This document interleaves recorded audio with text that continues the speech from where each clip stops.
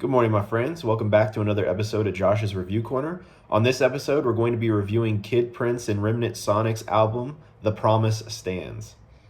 Kid Prince busted onto the scene for me back in 2023 when he was featured on the album Upper Room by Adam Elijah and Austin Knoll, also known as REMNANT SONICS. And he was on the track Avalon of that project, which is one of the tracks closer to the end of the album. And that track was a big standout for me from that album. And so ever since I heard Kid Prince rapping on that one, I've been very excited to see what he's going to be doing in the future. And he dropped this project back in July, and I hadn't had the chance to review it yet until today. And so I've come to you today to present to you my thoughts on Kid Prince and REMNANT SONICS' latest album. Because after hearing this and after hearing Avalon, I really am a big believer in the fact that REMNANT SONICS, specifically Austin Knoll, Adam Elijah, they need way more visibility in the space of CHH. But also, Kid Prince needs some more visibility, man. This guy is super talented, and we'll talk about that more as we get deeper into the album review. As always, let's talk about the theme first of the project. The theme is, I would say there's not really one centralized theme in the sense of there's one topic matter that he's just going really in depth into. It's more so a collection of ideas with the central foundation of it being honoring Christ, how Christ is over all of these different things, over all these different parts of his life, over all these different testimonies that he explains on the project. For example, you have a track like "Reminisce," which is extremely testimonial, but then you'll have a song like "Covered," which also has some testimonial elements, but it's more so just honoring God through his rhyming. And then same with all these other songs. There's plenty of other songs that explore that same exact idea. So I would say that's what the theme of this project is. Now let's talk about my favorites, because I do have quite a few favorites from this album. Firstly, starting off with the intro part 2. Oh, wow. You want to captivate my attention? Hey, throw in a cool little sample, throw in a 90s boom bap style production, and then throw in a beat switch in the middle of it, and also provide hard-hitting bars? What more can a man ask for? I mean, this is a great way to start the project. Intro part 2, something that gave me immediately what Kid Prince was going to be doing on the rest of this album, but also that set the pace for the rest of the album. This next track here, my next favorite, is probably my absolute favorite track on the entire album, and it's the song "Covered." Firstly, I think Austin Knowles on the production for this one, and dude, I just gotta say, bravo to you on this beat. This beat is insane, but better than the beat, that second verse by Adam Elijah on this song might be one of the best verses in CHH this year. Definitely top 5 verse in CHH this year for me, easily. The whole X-Men rhyme scheme, the storm, Beast, now my vision Cyclops, and then the bar at the end about the potter and the clay, Golden State. Oh my good dude, this is just an insane bar. And to come out the rip to say the optimist bar. Dude, there's just too many bars in that second half, and Adam Elijah just killed it. Covered is my favorite song from this project, and it's for the fact that Kid Prince delivers a great performance, but Adam Elijah has one of the best verses on this second half. And there's also another song that also has one of my favorite verses of the year on it, but I'll talk about that more when I get to it. Then you have the song "Burn the Bodies." This was a lead-up single to the project. This is actually a song that I had caught prior to this project being released, and I loved it the second I heard it. Yes, it checks in at a pretty long runtime, but it's justified. It's completely justified. The beat, first off, is really interesting, and then it also switches at different points. The Adam Elijah verse is awesome. The Kid Prince verse is awesome. So there's enough to keep you there. Deliver like mail. Was looking for my like, dude. That whole beat switch part was insane. So Burn the Bodies was I already loved that song when it was a single. I love that song on the album. Reminisce, very personal song. Me listening to Reminisce, it's just, man, I just want to give props to Kid Prince for just being very vulnerable, being very honest about his testimony there, because I mean, that is a very raw song. There are not too many people that would be willing to open up about their life to that degree, and the fact that he did, and he did it on such a beautiful instrumental and such a beautiful way of talking about it. Reminisce is a favorite for me, and I think anybody who is into testimonials, definitely go check this out. Then you have the song Parmesan, back to the sample heavy focus, back to the just straight bars going out the gate. Parmesan is definitely one of those songs for me that stands out. And you probably heard me notice, I said that it's very bar heavy, and that's exactly what it's incredibly bar heavy. It's just Kid Prince rhyming. There's not really a whole lot of structure to these songs. There's not really hooks based in a lot of these songs. In fact, I think there might be only 2 or 3 songs where there's a hook in it. And so you don't. It's really just him spitting. And quite frankly, that's not a bad thing. But I think when I talk about my score and everything, I'll explain to you where I think maybe that could have benefited the project. But like I said, I'll save that for later. As for now, Parmesan is a great song. And then the follow-up song to that is Nah. Nah, banger song. Love that beat. I don't know why it gives me big Memphis vibes when I listen to that beat. Has almost like some 3 6 Mafia influence in there. When I used to listen to secular rap, 3 6 Mafia was one of my favorite groups to listen to. Specifically a lot of their older stuff back in the 90s, just because when you listen to that and you listen to some of the secular rap that was present today, the influence is it's impossible to deny. And just in general, I've always been a big fan of the Memphis sound with Project Pat and a couple of other individuals coming out of Memphis. Juicy J, obviously the most popular one probably.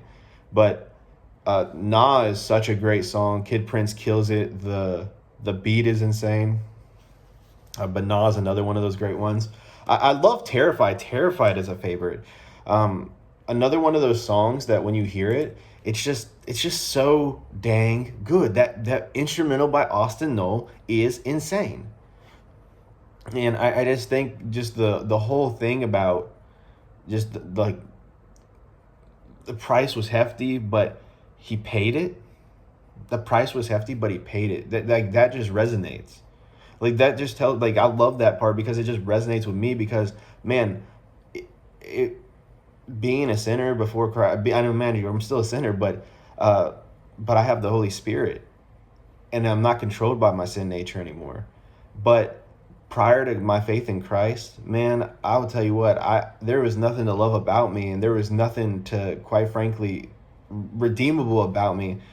But he still paid that price, and the price was hefty, but he paid it. And so that line really stood out to me on the song Terrified.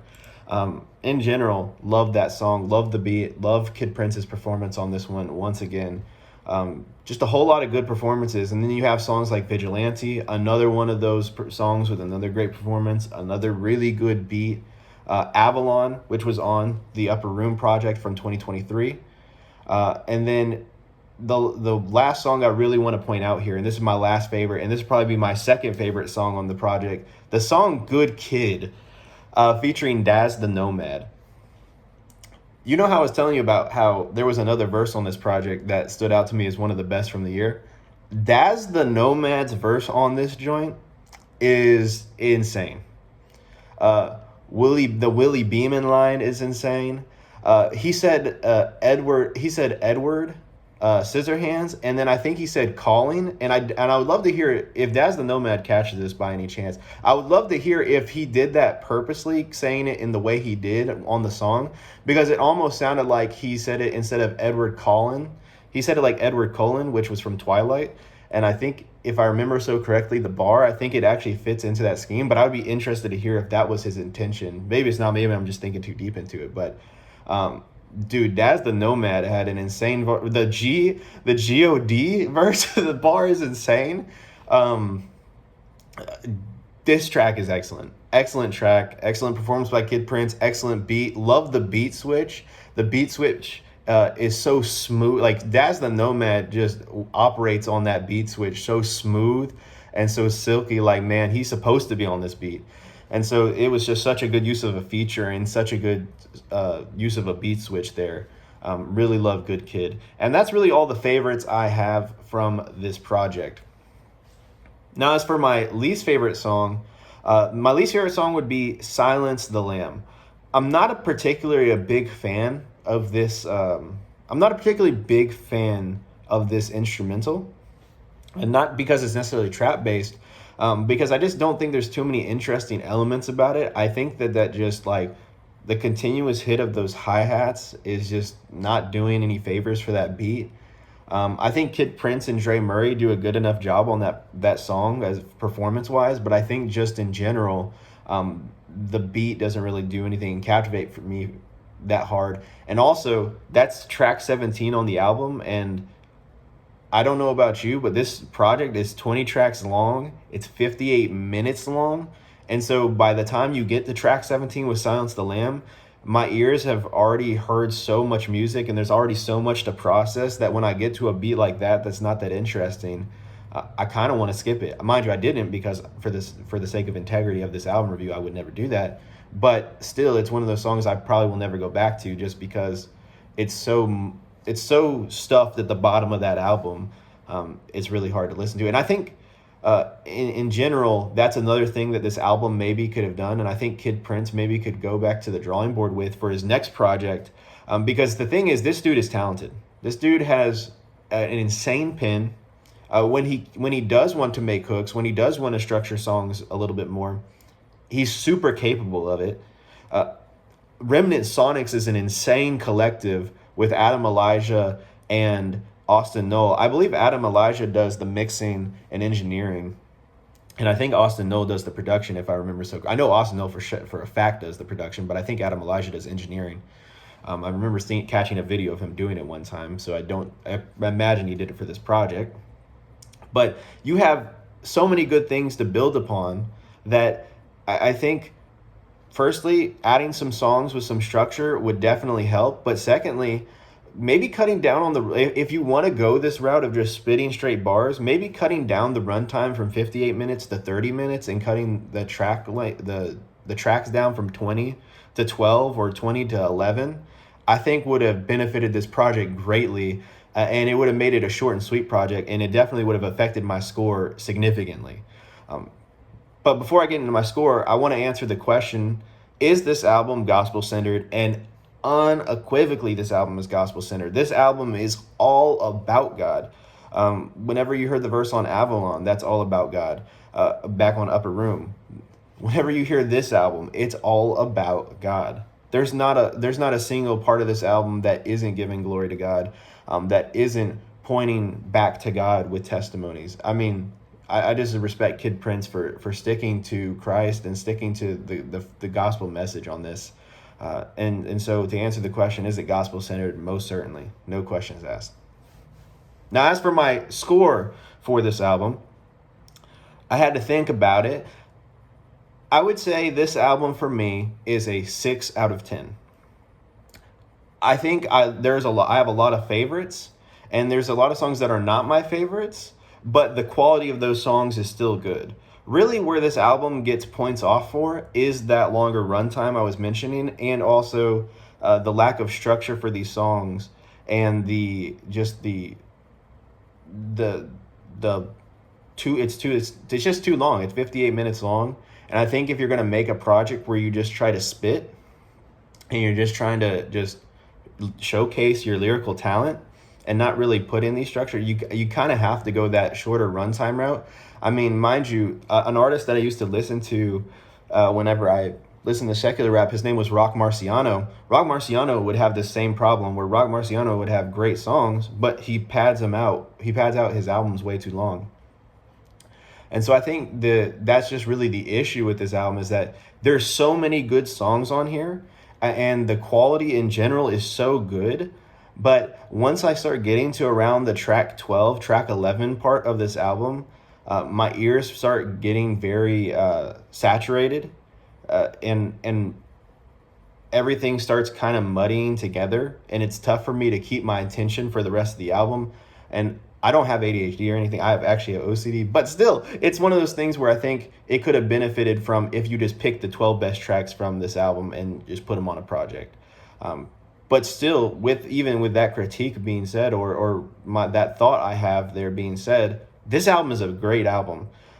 It really is good. And I think the fact that it gets a 6 out of 10 for not having structure on many songs and for having that long runtime speaks to just how good the highlights are from this album. So would definitely check this album out if I were you. Guys, if you listen to this album, you let me know what your favorite track is. Maybe Silence the Lamb is your favorite track. If so, tell me why. And then just in general, if you've listened to this album and you have your own thoughts, I would love to hear it down in the comment section below. Yeah, big shout out to Austin Knoll, big shout out to Remnant Sonics, big shout out to Adam Elijah, big shout out to Kid Prince. Also, I do have a question. If anybody from Remnant Sonics, Austin Knoll, Adam Elijah, if you guys listen to this, I do want to know this. This is a random thing. There was a song with Aaron Dews produced by Aaron Knowles out on streaming service, and it's no longer there. And then also, what happened to the song Plenty on the Upper Room Deluxe version? I love that song. And so I was just curious. But as always, guys, appreciate you guys. You guys have a blessed day, and I'll see you guys later. Peace.